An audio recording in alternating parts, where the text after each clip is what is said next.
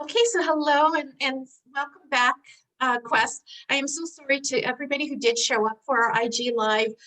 We did have some technical difficulties and then we tried to switch over to Quest's Instagram. She also had problems there too. So I think it was something with maybe not us, but with maybe the internet or something was going on. So, but we're here now on Zoom and we're gonna just record this and upload this somewhere. Anyway, so I want to introduce my guest. Her name is Quest and she is the founder of COCO XO Chocolate. And I'm gonna let her tell you a little bit about that and how she came to do that. It's kind of interesting because it's kind of like she lives in the world of Willy Wonka, which is something, you know, we all dreamed of as children. So let me just introduce Quest and she can tell us all about that. Yeah, well, thank you everybody for tuning in or trying to tune in earlier and watching this replay later. We are so grateful for you. And I just wanted to give a little plug to Judy. I love your costume. I wish I would have known. I'm wearing a t-shirt on my head. I wish I would have known. I would have gotten all dressed up too. It was just the last minute So, thing. Because it is Halloween tomorrow, isn't it? Like, happy Halloween. yeah, you wear it really well. So, Thank you. oh, I think, wait, is today Thursday? Today's Thursday. I think it's Saturday. Yeah. Oh, So Halloween, okay. I think, is on Halloween's Saturday. on Saturday. Yeah. Okay.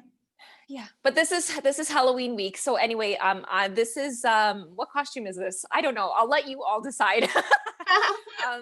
So anyway, as Judy mentioned, my name is Quest, and that actually is my first name. And I'm the owner of COCO XO Chocolate. So it's a Toronto-based chocolatier company that we specialize in making really fun, unique, artisanal chocolate treats. Not the things that you typically see in stores or even chocolate shops for that matter, but we like to keep things sassy. That's what I usually like to say.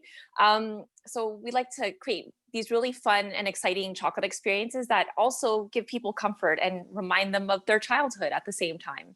So it's been a very interesting journey for me. I started the company back in 2018. So it's been almost 2 years now. And it's Also been fairly new. You're still fairly a new entrepreneur. You know, that's amazing. Because I don't yeah, know so if anybody's gone onto her website or even her Instagram just to check out her products, they are so amazing. And I think I posted that picture of your toffee bar and people were like, wow, this looks mhm. so amazing and yummy. And so yeah, tell us Thank you. how you became a chocolatier. Yeah, it's actually a kind of interesting story, I suppose. So I don't have a background in chocolate per se.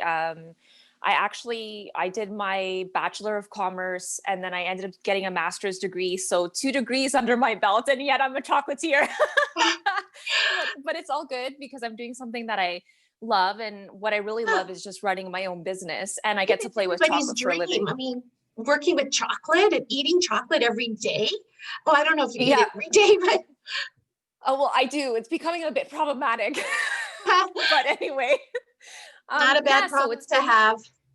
I would say, sometime after I completed my master's degree, I was working in a design job for several years. So I used to be a designer, a web designer specifically. And I've always had a fascination with chocolate. And I mean, yeah, sure, a lot of people do, right? But growing up, my family would always tease me because I'd be that one who would always sneak into that cookie jar or that chocolate jar and be, sneaking chocolates. It was a thing. It was always been a problem for me. And I think because I have generally a curious nature, at some point several years ago, it just dawned on me, wait a minute, maybe it's possible to explore this world. And actually, the catalyst to all of this was I was actually trying to apply for a job at Rocky Mountain Chocolate at the Eden Center. And I was told at that time that I needed to have training or an educational background in chocolate. And I thought, what? Oh, even the That's a retail thing? stores require that. Okay. Yeah. So I would have thought, it's just a retail job. I didn't think much of it, but I would get to work with chocolate, right? So that just sounded lovely. But I didn't realize that I actually needed to have some sort of training in order to even apply for that job. So I did what most normal people would do, and I visited my friend Google, and I said, Yeah. chocolate program Toronto. And fortunately, I found that George Brown actually offers a chocolatier program. Great. Oh, Well, guess what? Guess what? Then I was having the conversation with my husband. Well, I already have a master's degree, but is it okay if I go back to school and I'm not working? And he's been so gracious about it. He just really encouraged me. And it was actually because of him, partway through my program. So for me, it was a 2-year program. And partway through my program, it was actually my husband who suggested that I start the company. And I had been kind of flirting with the idea of entrepreneurship for several years, but I didn't know what that meant for me or what that would look like. And if it weren't for his prompting, I don't think I would have seriously considered it, to be honest with you. And hey, now here we are 2 years, 2 years later. So I want you to tell everybody some of the products that because it's not just chocolate bars, like I did mention bars and bark, but tell them what you make, like, and the kind of ingredients that you put in, like it's fascinating. Yeah, for sure. Well, since you're already so festive and in the Halloween mood, I thought I would just show off some of our fall products, and then maybe spend just a little bit of time talking about what we have lined up for the holidays. So these maple lollies, they're hand painted. So they're hand painted chocolate lollies, and they're actually flavored with Canadian maple. And people have been really loving these because, Canadian, huh? And they smell so delicious. So every time I'm making these, I just want to shove my face into the chocolate. I know. And because of COVID, we're not together, so I can't be there to be eating all the samples that she brought. So it's too bad. I know. Anyways, I would have loved to share it with you. Another popular treat, and this is so suitable for Halloween. So this is my costume. These are we had a poop emoji meringue cookies, and they were covered in dark chocolate. And so for Halloween, we suited them up in these ghost costumes. So these are flavored with pumpkin spice. So it's a very seasonal thing, of course. And they have their little ghost costumes. And I think they're so cute. So whenever I'm making these, they're all looking back at me.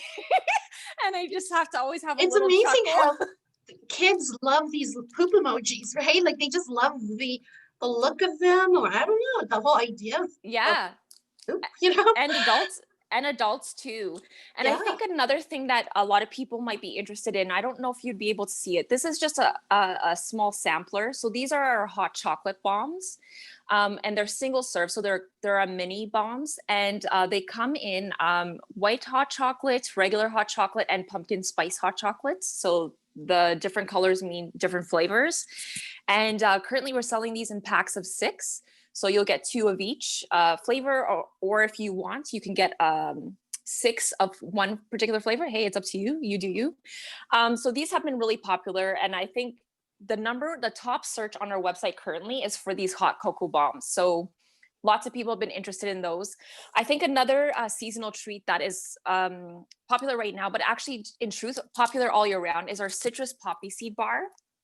So it's made with Belgian chocolate, toasted poppy seeds, and real lemon and real orange. And I have to say, there are people out there who have told me that they don't like chocolate, and then they try this and it changes their mind.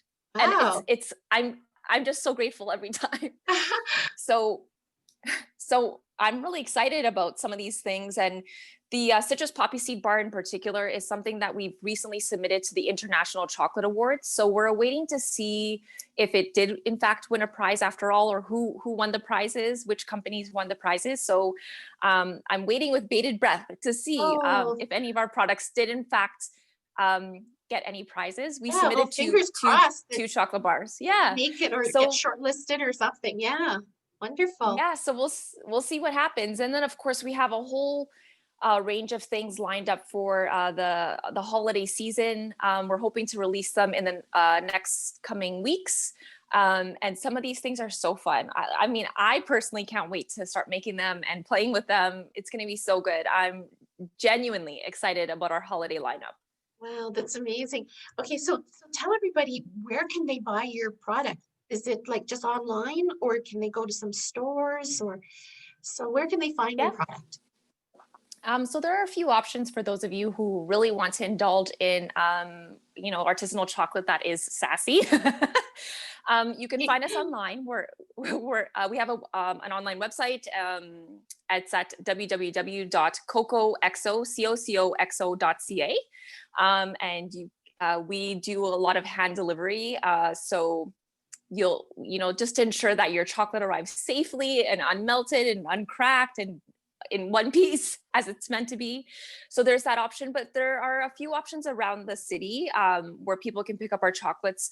Namely, Liberty Commons is a restaurant attached to our brewery in Liberty Village. So they have a small selection of our chocolate.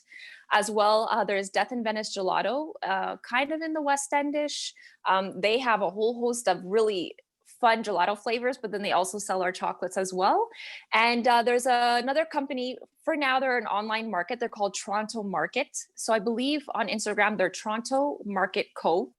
And they deliver on a weekly basis, pantry items. So it's not just our chocolate, but it can be a whole host of other different things. And the lovely thing about Toronto Market is that you can shop from many different vendors and get it all in one order, which is really lovely. And you can also pick up your order if you don't want to pay for shipping. So for now, that's where you can find our chocolate. And we're currently working on a few other partnerships, retail partnerships. So just stay tuned to see where those other cool spots will be. Oh, okay. So let me just ask you about that Toronto market. So it's something that you have to kind of submit your work, get into, right? It's like curated, isn't it? Curated, yes, to a degree, because they don't carry our full lineup of products. We have, I think, 30 plus products, and they only have just under 10 of our products. Yeah, so it's quite a number of things. Sorry, they only carry 10 of your 30. That's what you were saying. They carry less than 10 of our 30 plus products. Okay, so but that's because they have other artisanal type products too, right? Of course, yeah. And it's the same thing with Liberty Commons and Death in Venice. No, I don't think the plan is to ever have any particular retail store carrying our full lineup, because then what's the point? What's the point of having my own chocolate, it makes right? It special, right? Yeah. So we're really thoughtful about which products we put in each retail shop. Not all of them carry the same things as each other. It just depends on who they serve, right? And just us doing research and knowing who their market is, and what particular things those people would most likely like. So yeah, it is a curated lineup in a way. Okay, so one of the reasons why I do these interviews is because with COVID and everything, a lot of small businesses are having some problems, and so I've always wanted people to shop local and try to support your small businesses. Has this COVID been hard on your business at all? Yeah, actually, in the very beginning, the business took a really big hit, and I think most businesses really got impacted in a negative way in the beginning, at least. And for me, what that looked like is, so the holiday/Christmas season is the highest selling season for chocolate. And right next to that is, believe it or not, it's not Valentine's or even Halloween, it's actually Easter. Oh, okay. And if you think back to when the lockdown first happened and this pandemic first hit, it was just weeks before Easter happened, right? So what happened with us is that we skated right through Easter, and many of our regular customers and potential customers didn't even realize that Easter had come and gone. Everybody was so overwhelmed, and especially people at home who had young children, and then you were trying to figure out school and all of those different variables. It was really overwhelming for a lot of people. So we missed out on the Easter season entirely, which like we took a big hit for that. But I like to focus on the positive. And here's the thing: by the end of April, so just weeks after Easter, I think, we took a complete turnaround, because as people were, locked up inside and getting, a cabin fever and just, looking for comfort, then suddenly we saw a huge spike in our online sales. And the other thing too is we used to have retail partnerships, and both of those shops closed down permanently at the beginning of the pandemic. So we lost those retail partnerships. We didn't have a retail location to be selling our stuff. You know, Easter, we had a huge impact, negative impact, because nobody was really thinking about Easter or chocolate. But then there was a big turnaround. So by the end of April, then there was a tremendous spike. And we, you know, for end of April, May, and early June, we were operating at Christmas level.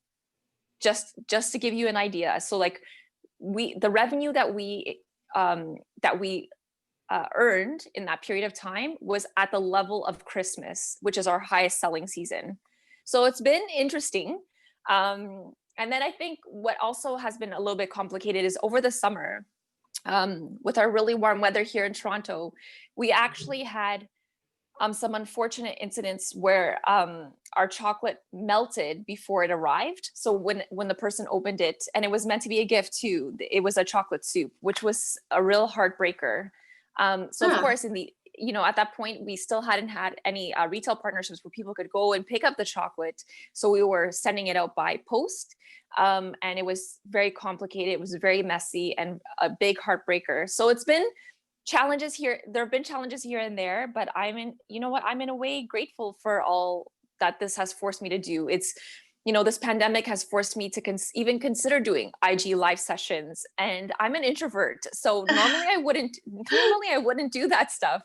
But I think it just gave me an opportunity and a new way to connect with my audience. And it's been really lovely. I'm so glad that you're here, because I really wanted to highlight local talented entrepreneurs. And especially now that I've got my new food blog, Dish with Judy, I thought this is a perfect collaboration where I can sort of bring on people every couple of weeks and just talk to everyone about what they're working on. And and hopefully, I hope everybody will go and check out her website and her Instagram. She's got some really great photos of her chocolates there, and I hope you will try them too, or send them as gifts, or buy them for yourself. She's got, I got my eye on those toffee bars. And so I think that's what my first order will be. I want to try those ones. And let me just see, is there anything else I need to, so again, I just want to emphasize, please, everybody go and support your local entrepreneurs, small businesses, go to your favorite restaurants, make sure that they're still here in 2021, okay? Try to help them stay thriving. And, I know the food industry has really they've taken a big hit, and it's really challenging for a lot of people. So before we go, I just ask you, is there any kind of, is there anything, can you tell us what inspires you? Like what even inspired you to even do this? And besides the love of chocolate, like, was there someone who inspired you? I was thinking Willy Wonka, because I remember watching that movie and that chocolate river and all those things. I would love to be a chocolate maker. Like, I would love it. I can't necessarily say there was one person or another that inspired me. In truth, I am my own inspiration, if that makes any sense. I just have such a curious nature.